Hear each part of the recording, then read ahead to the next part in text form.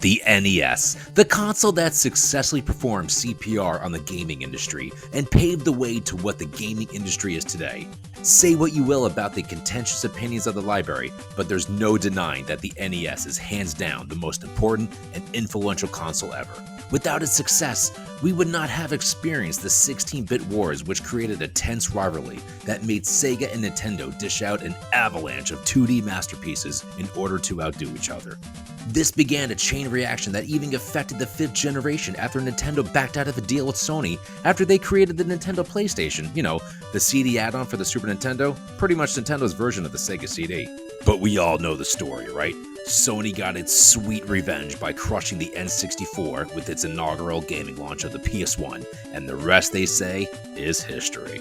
But all that nonsense is well documented on YouTube, and I'm not really focusing on that right now. In this video, I want to pay some homage to the NES, since I mainly focus on Sega games. I guess I could do a list of my favorite games, but hey, everyone knows about the heavy hitters like Contra, the Super Mario Bros. Trilogy, Legend of Zelda, the Mega Man games, etc, etc. So, to change it up, I'm going to talk about some of my favorite uncommon games. Now, when I say uncommon, I'm not talking about rare or obscure games, just games that aren't really talked about too much in videos.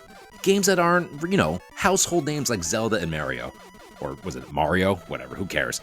Now, if you're super familiar with the NES, I'm sure you've heard of these games before, so take it easy, bro, okay? I don't need you to jump down my throat and be like, oh man, I've heard of these games. Like, we got it, dude. You own an NES and you played an NES as a kid. But anywho, these games are in no particular order. I figured picking 3 games is a decent number to, not make the video too long, and if this video does well, maybe I'll do another one down the road. Now, from what I've read, there's 837 North America games between licensed and unlicensed games that were released during the NES lifecycle? Obviously, the average gamer doesn't have time to sit down and experience every single one of those games and get a true feel for them. But that's what makes this hobby so great. There's always something out there that will be new to you. I don't care how big of a tool you are, how big of a dork you are, no one, and I mean no one, has played every single NES, Sega Genesis, Super Nintendo, Sega Saturn, N64, you name it, the entire library. No one has played every single one of those games, at least, to get a true feel for it. Like, yeah, maybe if you've been on YouTube for 20 years and you dedicated your life to it, even then, it's like, is it even possible to know every single game? As time goes on and newer generation of video consoles get released, the laundry list and the backlog of games increase, which only makes this hobby better and better in my opinion. I mean, just the Nintendo Switch alone will be probably one of the best consoles to collect for down the road. It has over 1,000 games already. It's crazy. Okay, now back to the games. The first one on the list is Arcadenoid. No, not the Domino's Pizza Noid, the port of the 1986 block-breaking arcade game that came with its own custom controller. God damn, this controller's good. Pretty much an improved concept of the game Breakout, this game is addicting as hell.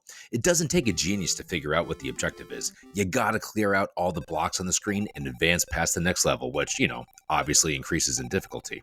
Now, there's some stupid plot to the game, but come on, does anyone care? This isn't Final Fantasy, it's a high-scoring arcade port. But for some reason, I always find myself popping this game in and trying to get further and further. It's tough as hell and I love the challenge, and I still haven't beaten it yet, but I can't get enough of it.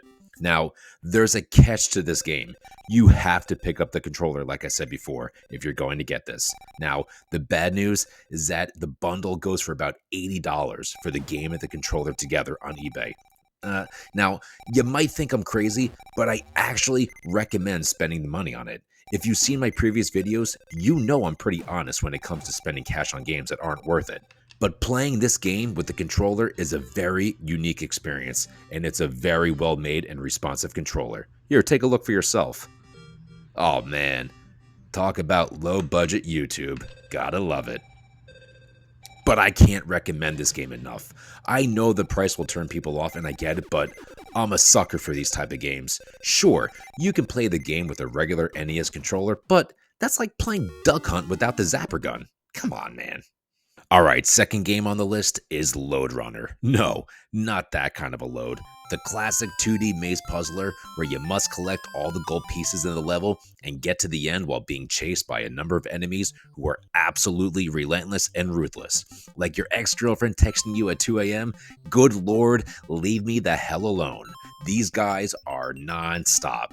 But I don't know what it is, but this game always keeps me coming back for more. It's addicting as hell, easy to learn, and like I said before, the AI is actually a solid challenge. It's good basic fun. This game kind of reminds me of Dig Dug and Mario vs. Donkey Kong on the Game Boy Advance a little. Obviously not the same game, but the same genre. Now, I know this type of game isn't for everyone, but trust me, it's a great game. My first experience with Load Runner was actually on the Sega Saturn, which is also an amazing game. Now, the biggest feature of the NES game is the level editor. This was so popular that magazines actually held contests where people created and submitted their own levels. From what I've heard, the sequel, Championship Load Runner, actually contained 50 fan-designed levels. If that's true, that's pretty cool.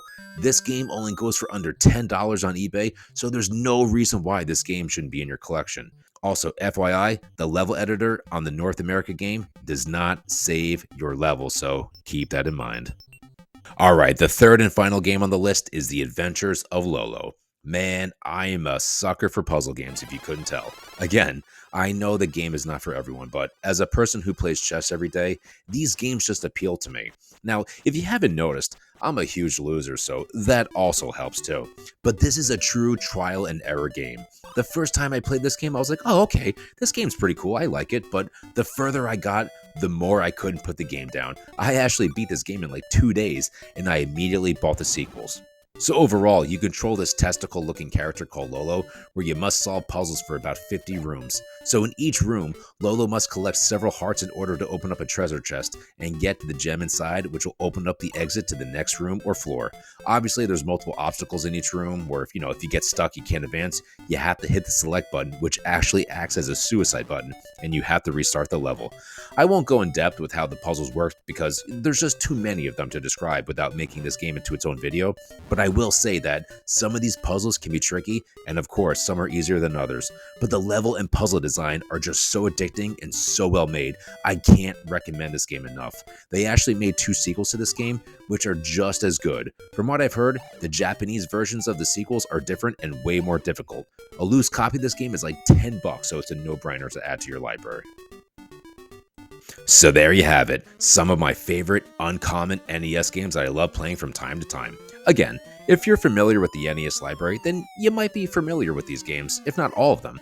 But like I said before, I was more so focusing on games that are not obvious titles and not household names like, Legend of Zelda, Contra, Mega Man, etc. But what are some of your favorite uncommon NES games that you like playing? I would love to hear below in the comments section because, maybe I never heard of the game and maybe I'll try it and give it a shot. I definitely have a lot more to list, but I'll probably make another video down the road. After all, I still have like 500 more NES games to experience.